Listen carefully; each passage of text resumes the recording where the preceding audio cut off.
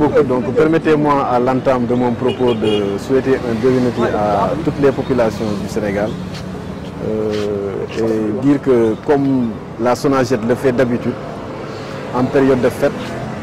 aujourd'hui on a mis en place un dispositif exceptionnel ou spécial.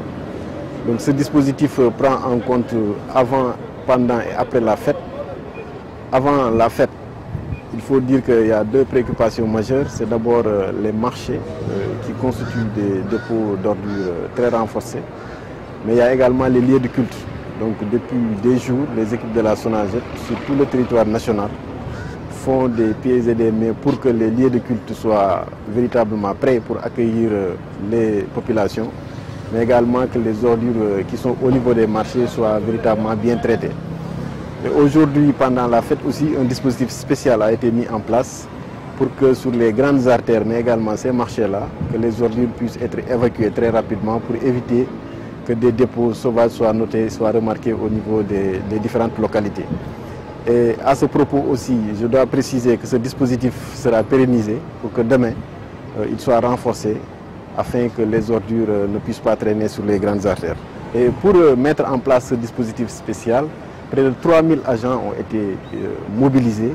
près de 2000 au niveau de Dakar et 1040 au niveau des autres régions, en vue véritablement de satisfaire les populations pour que la fête puisse se passer correctement,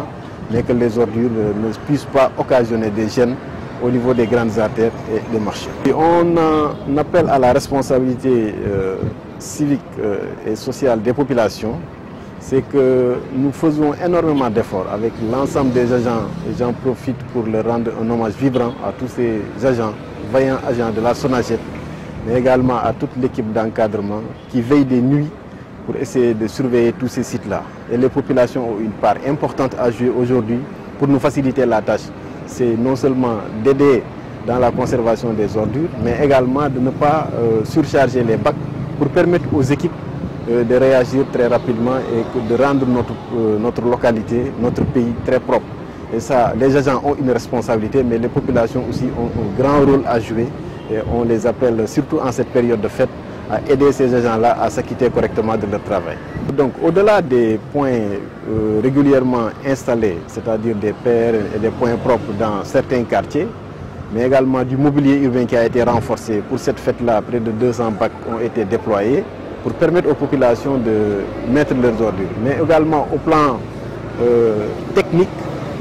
les zones où l'accès est difficile pour les véhicules, nous avons mobilisé des tricycles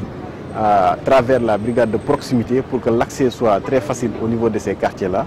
pour qu'on puisse véritablement faire accéder ces services-là à toutes les populations. En tout cas, demander aux populations davantage d'être conscients que l'affaire des ordures, c'est une affaire de tous. La propreté de la ville, elle nous incombe, mais elle incombe également à toutes les populations qui doivent davantage s'impliquer. Et comme on le dit souvent, nettoyer c'est bien, mais ne pas salir c'est bien. di leen gërëm tey ñu ngi daje ci bésub Korité di commencer d'abord di déwénati sénégalais yi di ñaan ñoom ñëpp ñu baal ñu àq ñun aussi ñu baal leen àq di wax ne rek comme SONAGED nu mu ko tàmm di defee ci période fête day am ay matukaay yu am solo yu mu jël pour que fête bi bañ a doon jafe-jafe parce que soo leen xoolee SONAGED liggéey la boo xamante ne chaque jour ñu ngi koy def mais si période fête day am ay matuwaay yu am solo yu ñu war a jël ci loolu dañ koy tënk ci ñett am na yi nga xamante ne dañ ko war a jël balaa fête bi di ñëw am yoo xamante ne jour fête bi la ak après fête ci balaa fête bi di ñëw li gënoon am solo yi nga xamante ne mënoon nañ ko def mooy bërëbu julleekaay yi nga xamante ne fa la ñuy demee it fa la ñuy jullee ñu setal ko gën ko taaral gën ko yanjal ba nit ñi am du ñu am jafe-jafe pour mën fa jullee su weesoo loolu aussi mooy comme période de fête la nit ñi dañuy dem ci marché yi lu bëri loolu aussi mu am dispositif bu am solo bi nga xamante ne benn travail de nuit bi nga xamante ne ñu ngi koy def parce que weeru koor aussi dafa naqaree liggéey bëccëg donc équipe yi guddi gi lañ daan gën a liggéey donc pour jéem a xool marché yi nan lañ ciy wàññee mbalit mi parce que marché yi xool nañ ne seetlu nañ ne que période boobu day bëri ay mbalit su loolu weesoo ñu ñëw ci jouru fête bi jouru fête bi également sentir nañ ni que population yi ñëpp a ngi seen kër donc ordures yi day yokk ci loolu ñu def benn dispositif boo xamante ne ñetti junni agent mobilisé nañ ko soo xoolee ci biir Ndakaaru ñaari junni mobilisé nañ ko pour que cet boobu ñu war ko mën a jël en compte donc ma ci profito di sargal agent SONAGED yëpp ci seen njàmbaarte ak liggéey bu am solo bi ñuy liggéey, mais également équipe d'encadrement bi nga xamante ne moom mooy nas pexe yi, mais également moom mooy superviser activités yi ci guddi. su loolu passé suñu jógee ci bésu fête bi aussi lu romb fête bi nga xamante ne dañuy def benn dispositif boo xamante ne moo ñuy permettre ñuy suivre, parce que ba tey mbalit yi day yokk, nit ñi dañuy continuer di am ay mbalit, mais ñu jéem a xool naka lañ koy mën a barale jéego yi ba guddi gi ñu mën ko ramasser ba ëllëg ci biir kenn du dox ci mbedd mi di gis ay mbalit. donc loolu dispositif bi ñu mettre en place, marché yi bokk na ci point yi nga xamante ne bàyyi nañ ko xel, mais également artères yu mag yi nga xamante ne nit ñi dañ koy jëfandikoo pour mu mën a set ba nit ñi suñu yeewoo mën ko jëfandikoo te duñu am benn gàllankoor. waaw am na quartier yoo xamante ne comme ni nga ko waxee dañuy am ay jafe-jafe pour accéder fa. loolu ñaari pexe lañ ci jël, benn bi mooy ci quartier yu bëri installé nañ fa ay points de regroupement normalisé, mais également mobilier urbain bu am solo. tey soo xoolee ci fête bi rek renforcer nañ mobilier boobu ci ay 200 bacs à ordures pour permettre population yi ñu mën a am fu ñu def seen i mbalit. su loolu weesoo également yenn quartier yu nga xamante ne oto yi dañ fay am jafe-jafe pour dugg,